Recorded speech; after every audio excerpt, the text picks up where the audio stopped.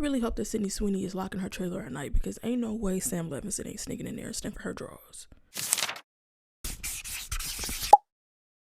The first 2 episodes of Euphoria Season 3 are officially here, and I have to say I was not totally sold on tuning in. The build up to Season 3, or lack thereof, has been riddled with all kinds of difficult circumstances, namely the passing of one of its stars, Angus Cloud. Also, the fact that a lot of the actors in Euphoria have now been catapulted to another level of fame and have complicated schedules to work around, and Hollywood has been kind of in shambles the past couple years. It's been a lot of issues, but my personal reasons for not necessarily wanting to dive into Season 3, the long hiatus that it took just kind of gave me a moment to come up for air and just be a little happier. I'm not gonna lie, like, the mood of Euphoria is very, very heavy, and I just even before I dove into Season 3, I was like, I just kind of don't even want to deal with this right now. I'm not ready for how this is going to make me feel emotionally.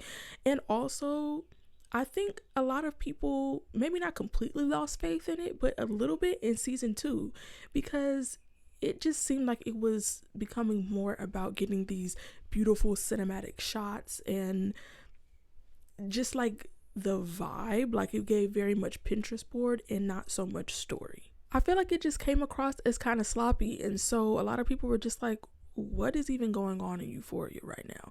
But I have to say that my nosiness got the best of me. I am up to date on the first 2 episodes of Season 3, and I would say that there are some considerable differences in how Season 3 is packaged so far as opposed to Seasons 1 and 2, so let's get into it.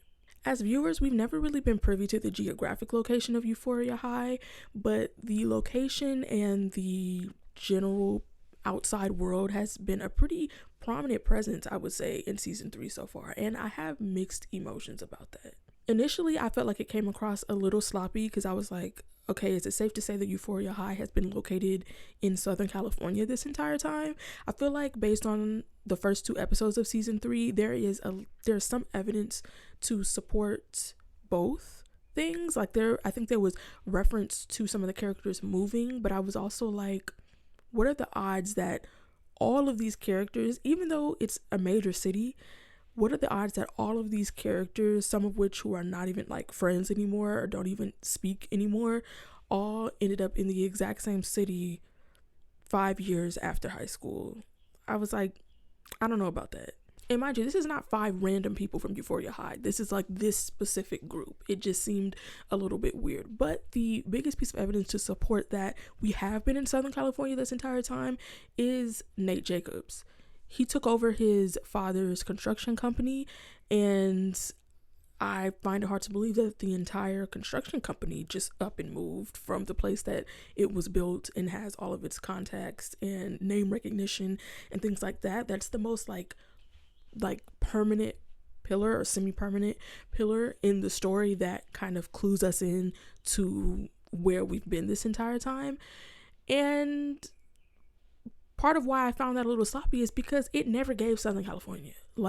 Maybe desert, I could give them desert, but just the entire mood and everything that we've seen so far of Euphoria just never gave Southern California. And I wonder, I feel like even when you don't have that information about a show, it's something that the writers have, and it is kind of built implicitly into all of the decisions that they make in the writer's room, right? Even things that you don't know about characters. I don't know if this is a thing elsewhere, and I feel like it is because it helps you build characters and story, but I watch anime, and you can get a data book for characters and find out things about them that you wouldn't know in the show, because the person that writes it thinks about those things. They think about, what is this character's favorite food, what are they, what is their favorite color. Even if those things don't come up in the show, they know that. And so something like, where are these characters located, where did they grow up, all of that is something that even if we as viewers are not privy to, I think the writers should have known from the very beginning. And now that this location is being revealed, it should all fall into place. And I don't really think it does. I think we're still kind of holding on to these aesthetics in Euphoria. Take Nate and Cassie's house, for example, which is like super like old-timey, like very vintage, but not like, oh, they have vintage pieces. Like, it's the entire thing looks like it jumped out of the 1970s. And it just feels random. Like, it doesn't feel like there's any connection between the story and the setting, even though now they're trying to push these two things together. On the other hand, when I thought about it a little bit more, I was like, maybe this does make a little sense. I still maintain there's a disconnect, but the fact that in season 3 we're getting this look into the outside world might make a little sense, because in seasons 1 and 2 we were very insular. Like, everything that we were seeing was taking place inside the walls of Euphoria High or in its immediate social atmosphere. And I feel like that really parallels how high school feels. Like, this thing is your entire world, and all of this high school drama and stuff is, for the most part, like, it just means so much more to you than it does in the grand scheme of the world. And it's like everything outside doesn't really exist. And so now we are in season 3 and these characters are adults, and it's time for us to kind of see them in the context of the outside world and see them in some ways get swallowed up by the outside world. And Sam Levinson pretty much says this in his post episode 1 interview. In this season, we've decided to take a step back and see them in a larger frame, see the wider world and how they either fit or don't fit into it. So I do think that that was something that he thought about when conceiving of season 3. Although I do think there was just some random stuff like referencing the pandemic. It was just super random and, I don't know, weird. So that being said, it has been interesting seeing these characters navigate the outside world, seeing their development, or in some cases, lack thereof, and following the thread from who they were in high school to who they are now with, I don't want to say big person responsibilities, because one of the fundamental parts of Euphoria is that those kids were dealing with big, like, grown people issues already in high school, but now it's like for real, like, things just get turned up a notch when you're an adult. Everything you do that is illegal, you're not getting sent to juvie, you're getting sent to prison, and like the consequences are just higher, the stakes are higher. You don't really have the safety net that you had when you were a kid. I really feel like getting grown kind of knocks you off your pedestal a little bit, and I think we see this in varying degrees with these characters, starting with Maddie, who I feel like was kind of a big fish in a small pond at Euphoria High, and now she's more of a cog in a machine. She still has like the charisma, she's still an it girl, she's still a baddie. You can see that in the way that she hustled her way into her job, and also almost leveled up with that influencer that she was managing, but fell a little short. And with Maddie, she's someone that keeps her cards really close, because she kind of has this aura that she wants to maintain, and she's still doing that to a certain extent, but I think it's a little harder to hide it now. Maddie is barely scraping by, and it just goes to show that a lot of the things that were really important in high school just did not translate to the real world for her. And luckily, so far, she doesn't seem to be the type of person that peaked in high school and now they can never get over it. But I am interested to see how Maddie's story develops, because I'm curious as to why she isn't applying this, like, this knack for managing and stuff like that to herself. She's a really gorgeous girl, and she's not dumb at all. That's why she's being successful, with the clients that she has. But when I saw her taking pictures of that girl on the beach, I was just like, I wonder what this is about. Why the Maddie that used to be twirling around in that rich lady's closet and imagining herself being adored and all of these things, like, now she's taking a step back, she's fading into the background. And I wonder, is that an effect of, kind of feeling humbled by life? I'm not sure, but what I am sure of is that if Maddie wants to feel better about herself, meeting up with Cassie was probably the way to go. Cassie hasn't changed one bit. She's still desperate and very cringe and out of her fucking mind. And I also kind of feel like she brought out the old Maddie a little bit. That whole fake phone call thing that she was doing and stuff. Like, Maddie kind of knows that she still has this power over Cassie and decided to wield it a little bit, and I think that gave her a bit of a confidence boost. And it was so interesting because, like, Cassie never ever for even a second came across as confident in these past 2 episodes, but to see her literally shrink when Maddie stepped in front of her, like, any little itty bit of confidence she had was completely out of the window. She is just absolutely delusional, and I honestly feel like Sydney Sweeney not even acting that hard, because in the post-episode interview in episode 1, when Sydney Sweeney was talking about the relationship between Nate and Cassie, she was like, yeah, the relationship, there's a lot of love there, but there's also, and I said, wait, hold on. maybe she knows something that we don't. Because at what point was there ever even a smidgen of love between Nate and Cassie? Let's please be serious. Just a little bit serious. There was never any love there. It was always this weird thing. It was always about Maddie, like, both of them in their heads. It just seemed like they weren't even, like, registering each other as people, because, like, in Nate's mind, he's in love with Maddie, and this is about Maddie. And in Cassie's mind, she's also in love with Maddie and wants to be her, and this relationship is also about Maddie. And so honestly, I was shocked that they kept Nate and Cassie together. Like, it makes some sense because Cassie has no personality outside of wanting to be Maddie at this point, and it seemed like she kind of needed to double down on this relationship to make it feel legitimate to herself. But, like, it just comes across as absolutely crazy. And it took absolutely nothing for us to see a glimpse into where the relationship originated when she said, I met with Maddie, and your fiance replied, my Maddie? After all these years, girl, you still can't compete with her. I know that has to eat her up inside. It has to eat her up inside.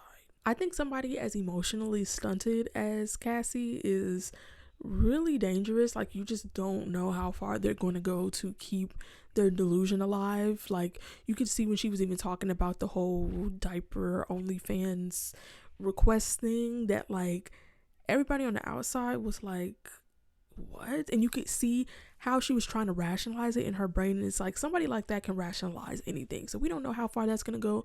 We also have not seen the absolute insanity that is Nate Jacobs unfold, and I know based off of what he was doing in seasons 1 and 2, I know he didn't just all of a sudden get sane. Like, something's gonna happen, and it's probably gonna come out whenever he sees Maddie again.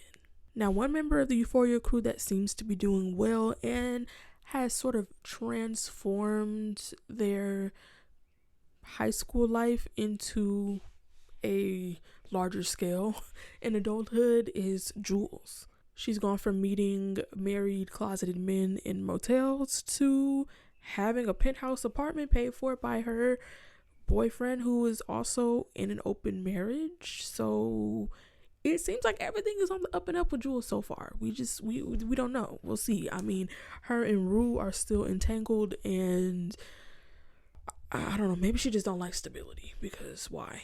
I'm also curious to see what they're going to do with Lexi's character. I feel like she's always kind of gotten the short end of the stick. The one time Lexi had a really, like, interesting storyline that I was super excited to see unfold was, of course, her romance with Fesco, which, you know, R.I.P. Angus Cloud. I don't know where that would have gone, but they pretty much nipped it in the bud that Fez is serving 30 years in prison, and that's where the storyline went. I mean, they didn't really have a whole lot of flexibility with it. So we'll see if they just kind of sideline Lexi like they did with Kat, or if they give her something new and interesting this season. And then we have Rue. Now, one of the storylines from season 2 that a lot of people were anticipating to see how it unfolded was, of course, Rue owing Lori all that money for those drugs in the suitcase. Now, when I was thinking about this, I realized that Rue probably would have been in the same position regardless. Like, she was never finna sell those drugs. She was just gonna do them. Like, her whole motive for getting that suitcase of drugs was to do them. So her mom throwing them out didn't really put her in any precarious position that she wouldn't have put herself in. But I was really, really afraid for her. But the drug mule angle, I mean, it makes sense. And it was honestly probably like the mildest thing that could have happened. Like, because I was like, don't they kill people for this? I don't know, girl. I'm not in that side of the world, thank God. But like, a lot of people were like, we scared for Rue. How they gonna get, maybe she gonna be on a run in season 3, we don't know. But what ended up happening is that now she's stuck in between these two warring factions of the underworld. And I think what's kind of interesting about it is that there is obviously this racial element to it. Like, there is the black, I don't even know what they're called, because it's not a gang. They run strip clubs and brothels and stuff like that. But them, and then the like white trash drug smugglers and distributors and all that. And obviously there is honestly kind of like a comical element to why Alamo was like really, really stuck on Lori calling him a pig and not the N-word. Because I was like, when he got on pig, I'm like, so just a couple seconds ago she called you something else. Like, and he wasn't really, too happy about that either. But pig is what really, really set it off. And what's interesting about this kind of back and forth is that obviously Rue is biracial, and that is not something that has ever really been addressed or dealt with or even seen as a point of contention or given much thought in Euphoria so far.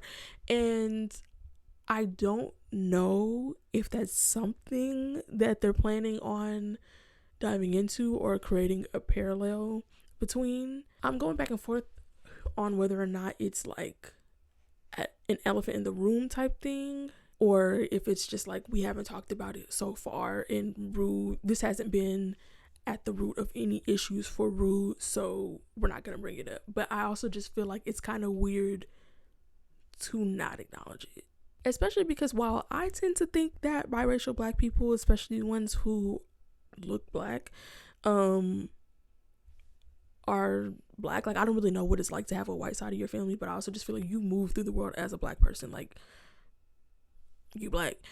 I also feel like there hasn't been a whole lot of that, the presence of a black experience for Rue, like something like, of course any experience of a black person is a valid black experience, but like her race hasn't really been written into the story very much at all so far. I don't think that there is much for her to identify with Alamo's crew, but I actually feel like in some ways she is closer to relating to Lori's crew, simply because that experience of like being immersed in the drug world is something that Rue has had to struggle with a lot, and it has kind of taken over her life, like her really, really young life. I don't really know if that makes sense. We'll see how it unfolds. But one of the last things I wanted to get into about these first 2 episodes, going back to how these characters are fitting into the larger world, a very interesting moment for Rue in episode 2 was, of course, dropping off one of the workers in the club at rehab. And she says, I've never been on this side of an intervention. And I don't know, it's hard to see Rue caring about much of anything. Like, she seems in some ways pretty flippant, and like we get peaks of when we see like the pain and like that she does care about hurting people that she loves and stuff, but there's also sort of, I feel like, a piece missing from Rue. Like, I don't even think that I think that she maybe felt a little bit when she saw the girl crying over the girl that overdosed. She felt like a little bit, but I don't think that she really felt guilty about helping cover that up. And so when she experienced being on the opposite side of an intervention, and she saw how difficult it was to deal with somebody who's at that point in their life, like, I don't really know if Rue, I don't want to say has the capacity to realize like, girl, this is how you look, but I don't really think she cares enough. And in some ways, I mean, that's understandable, because when you're addicted to drugs, like hard drugs, like she be doing like crazy shit, there are very few things in life that matter to you more than that thing. And so like, maybe she does recognize like, damn, this is how I look, like, damn, this is the shit that my mom has gone through over and over and over and over and over. But, and that was towards the end of the episode, so we might see how her relationship develops with this girl and how she sort of processes being on the other side of this. But she's also not on the other side of her own addiction. She's actively doing drugs. She's not sober. So it's kind of like, we don't even know where her head is at. We haven't seen her go like off the rails or anything, but she has, said that she be doing stuff, and it don't really seem like she's intending on stopping. But we will see how things unfold for Rue in episodes 3 and 4. Let me know what you thought about the first 2 episodes of Euphoria season 3 in the comments. What do you think is going to happen in this feud between Lori and Alamo? How do you think the highly anticipated, by somebody I'm sure, Nate and Cassie wedding is going to go, especially when Maddie is coming with her? Y'all saw that dress in the preview with the stuff all down the thing. I said, okay girl, period. How do you think that's gonna go? I mean, literally, there's nothing good that can happen on that day. Let's be honest. But put all of your opinions and thoughts in the comments. That is all I have for this video. Here are my social media handles. You can follow me there if you like, including on my main channel, where I promise y'all I will post the damn video essays. Okay, it's hard. I'm like, I don't know where my head is at with YouTube, but anyway, go subscribe over there if you're interested. Don't forget to like, comment, and subscribe, and click the bell icon so that you get a notification every time I get off my butt and post a video. Thanks so much for watching, and I'll see y'all in the next one.